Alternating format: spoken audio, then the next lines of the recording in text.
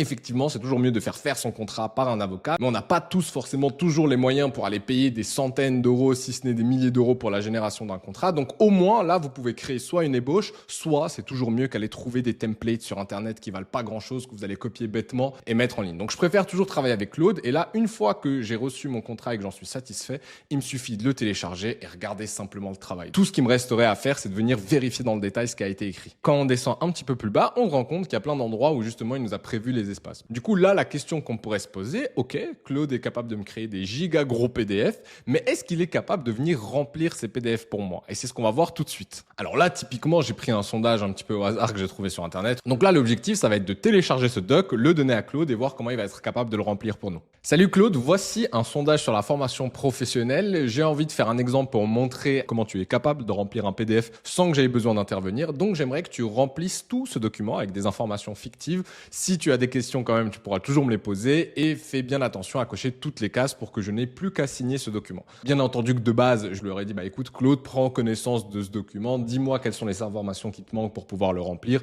Et ensuite, il m'aurait posé des questions, je lui aurais donné les informations, il aurait pu le remplir. Mais l'avantage, c'est que ça, c'est quelque chose que je peux faire en faisant mon sport, en marchant dans la rue. Et mine de rien, ça peut représenter un gain de temps assez intéressant. Bien sûr, le but, c'est pas de transmettre des informations trop personnelles ou sensibles, mais il y a plein de docs où globalement, votre nom, votre âge, votre date de naissance, c'est des informations publiques.